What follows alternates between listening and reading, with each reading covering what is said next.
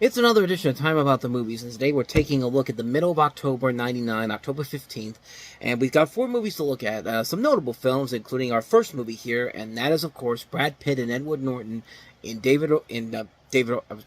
Russell, David Fincher's Fight Club. How much can you know about yourself? You've never been in a fight. What? From the director of 7. I was stuck. You want me to prioritize my current reports? Yeah. This is your life, and it's ending 1 minute at a time.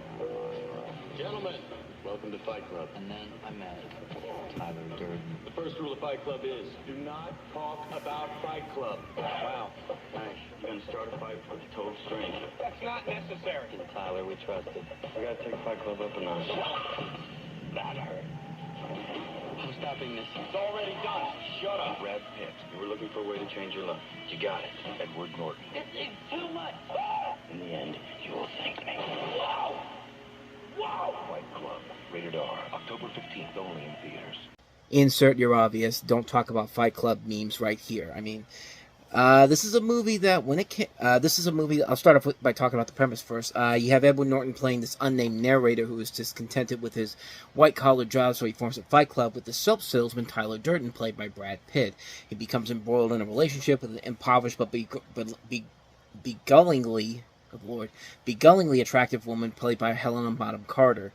And of course, if you've seen the film, you know what the twists are and all that type of stuff. This was a very interesting film for a number of reasons. The studios, 20th Century Fox, put this movie out. The executives did not like the film, and they restructured Fincher's intended marketing campaign to try to reduce anticipated losses on the film.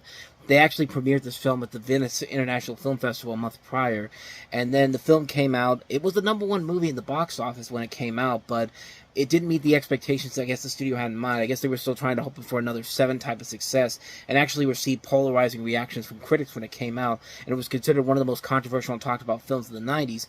But like most movies like this, the film later found an audience through home video. It became a cult classic and caused media to revisit the film, and it's considered by many as one of the definitive cult movies of its time. And you can't really argue that when you see the film. This is a really good film, based off of a novel by Chuck Palahniuk, who also made a very good underrated film called Choke with Sam Rockwell, and it came out a couple years after this.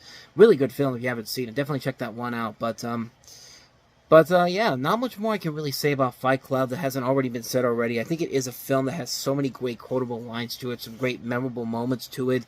It's a film that just really, really holds up over time. And even still kind of holds up even by today's standards. Some might even say that's a little bit ahead of its time. And you can definitely tell that Fincher took a lot of inspiration from some classic films like James Dean and A Rebel Without a Cause and, of course, The Graduate. And you can definitely see a lot of those pieces in here. It's a really damn good movie. It's a film that I think holds up well over time. It has gotten better over time. Just so many great memorable moments to it, so many great quotable lines, so many great visuals. I have nothing really more to say to this film that hasn't already been said already. It's a classic film. It's a really good film that you really should see if you have not seen it already, especially if you like David Fincher's work. This is definitely one of his stronger films overall. Fantastic film. Can't recommend this one enough anymore. So that's Fight Club. So let's go ahead and move on to our next film, and that is Bruce Willis and Michelle Pfeiffer in The Story of Us. A man can mend a fight with sex. A woman can't have sex until they've resolved the fight. I'm ready. How about you? But you can always count on your friends. Online sex is not cheating. How do you figure? We're typing. To make matters worse. Life is not clear-cut. Bruce Willis, Michelle Pfeiffer, a Rob Reiner film. Come on, Big Riverdale! Come on! The Story of Us. Whoa, hey! Dad, pull yourself together. Rated R. Starts Friday, October 15th in theaters. So the story here is that you have Bruce Willis and Michelle Pfeiffer playing this married couple that have been married for 15 years, and they're gifted with 2 children. They stay together, but their hearts have separated long back. After the kids are sent to summer camp, both start living separately, and eventually prepare to break news of their separation to the kids. But being alone in each one's own world makes them think about each other. And when the D-Day comes, Katie and Ben, the 2 who Willis and Pfeiffer play, stick together for the good of the children. And the whole movie is nothing but watching 2 people bicker for over an hour and a half. I mean, this is a film that it's hard to believe this came from Rob Reiner. I mean, this is a North bad, but there are lines of dialogue in this movie that are really stupid, even for a film by Rob Reiner. And let me just show you an example of that right here. Please. Honey, you don't have to say Italian. We're here, they know.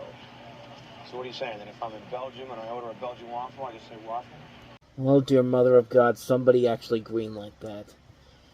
Like, that's almost as bad as M. Night Shyamalan in The Happening saying, you know, hot dogs get a bad rap. Like, whoever says hot dogs get a bad rap? I mean, it's close to being as bad as you think it would be. And you would think that this was written by some kind of hack writer, but no, this was written by one of the original guys who wrote Saturday Night Live. Alan Zwabel, who, of course, like I said, was one of the original writers of Saturday Night Live. I mean, he was there with the original Not Ready for Primetime Players, but he also wrote North, and look at how well that film turned out. And Jesse Nelson, who later went on to direct I Am Sam, which was the film that Sean Penn was in a couple years after this. And so this wasn't written by hacks overall. These were written by decent writers. I mean, good writers here, and a good director here, but to watch a movie where Bruce Willis and Michelle Pfeiffer do nothing but bicker and just go back and forth on one another, it's not fun. There's nothing fun about this movie. I mean, this is a film that really is just, you're just waiting for the big moment where they have to decide whether or not they should stay together or just break up like they're going to, and it's uncomfortable to watch at times. Like, it really does not feel like a film.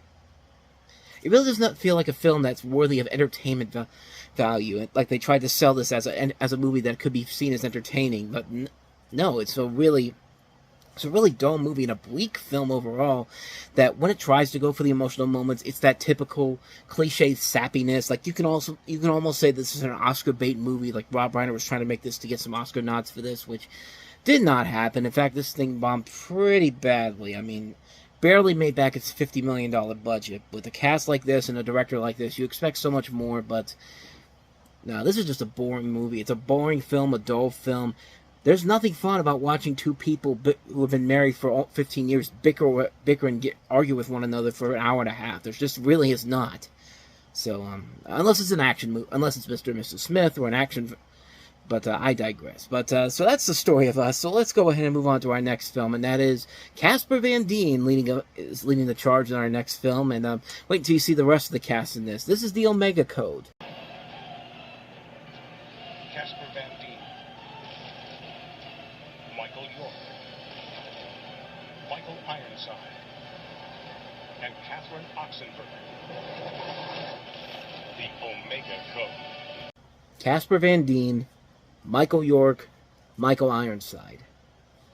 Probably not the best leading cast you want to have at a film in 1999. I mean, yeah, Casper Van Dien was in Starship Troopers a couple of years ago, and Michael York is a veteran actor, and so is Michael Ironside. Michael Ironside, whenever he's in something, usually people will tune in, but not for the leading roles in a film like this. The story is that the pre-millennialist plot revolves around a plan by the Antichrist, played by Michael York, to take over the world by using information hidden in the titular Bible code. This is an independently produced film by the Trinity Broadcast Network, whose head wrote a novelization of the film's script. It went on to make a decent amount of money for a film that didn't really have much of a market to it, but made $12 million off a $7.5 million budget, and they actually made a sequel to it. So I guess there's that. As far as the film goes, I've never seen it. I've never had any intentions on seeing it, and judging by that trailer I just saw, yeah, I probably have no intentions of ever watching it. So, not much more to say about that one. It's actually been a while since I can say that I've seen a film here on this list that I have not seen, and I have nothing really more to say about it, but there you go. That's the Omega Code. So let's go ahead and move on to our last film, David Lynch's The Straight Story, starring Richard Farnsworth.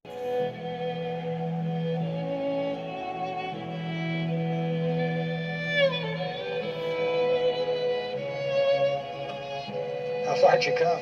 From Iowa. My God, you must be thirsty. Definitely one of David Lynch's more interesting films. You have a story here about Richard Farnsworth as this elderly World War II veteran who lives with his kind, intellectually disabled daughter, and he hears that his estranged brother has suffered a stroke, and the guy named Alvin makes up his mind to visit him and hopefully make amends before he dies. Because his legs and eyes are too impaired for him to receive a driver's license, he hitches a trailer to his recently purchased 30-year-old John Deere tractor, having a maximum speed of 5 miles per hour, and sets off on this 240-mile journey from Lawrence, Iowa to Mount Zion, Wisconsin. The thing that I remember most about this movie as of recently was if you ever hear the nostalgia critic Doug Walker talking about this film, he talks about it as the slowest movie ever, and there's nothing about this movie that should work whatsoever, but it has one of those elements to it where it's more about, you ever heard the saying, it's not about the journey, it's about the destination? I mean, some people like to flip that around. It's not about the destination, it's about the journey. But in this case, it really is it's not about the journey, it's about the destination. Because when he gets to this destination, where he has to go see his estranged brother, the film overall, all the things you could say to the film's negativity, which really isn't a lot per se, it kind of goes away because you get some really good acting from Richard Farnsworth. I mean, this guy was I think he was in his 80s when this came out. Yeah, he was just turning 80 when this came out, and he died a year after this film came out. And he's given it his all in this performance that he has here. I mean, it's a really well-made film that really knows, like, yeah, it's going to take a while for you to get to this moment, but when you get there, it's worth it when it's all said and done, and they do a phenomenal job with this. And like I said, it's a very different film from David Lynch, because, David Lynch goes crazy all the time in his early works, especially in his works. It goes for insane over-the-top elements, but a storyline that keeps you invested, and the mystery aspect that keeps you invested. But here, it's pretty much straightforward. It's a guy on a lawnmower going 240 miles across the country to go see his estranged brother, and the result leads to a very strong, very well-made film at the end. I mean, some great performances all around by Farnsworth, Sissy Spacek, Harry Dean Stanton. Just a really good cast overall here, and a really good piece of it's a really good entertainment. Like I said, there's not a whole lot in the actual movie that's before we eventually get to the destination that's bad per se. But it does get a little bit kind of boring at times. Like, every once in a while, something might happen, but it's never enough to really keep you invested overall. But it makes it worth it when it's all said and done, and you get to this moment at the end, and it's more than worth your time when it's all said and done. It's a thing that just makes you realize that this is what it was all about at the end when it was all said and done. And I think they really did a phenomenal job of handling that. It's a very good underrated film. I will say that if you don't like slow burn pictures or movies that move at a very slow pace, you might want to skip it. But if you're really up to the challenge for it, it is worth it when it gets to the end. It's not even a long movie per se. It's a movie it's a little bit over an hour and a half long, but when you get to the moment when it really matters the most, it does pay off in the end. And I think the film does earn that warrants a recommendation from me on it. I think it is definitely worth a watch. If you haven't seen it and you can handle a slow burn picture, I'd say definitely check The Straight Story out, because it's a really good film, and probably one of David Lynch's most underrated movies in my opinion. So yeah, check it out. It's A Straight Story.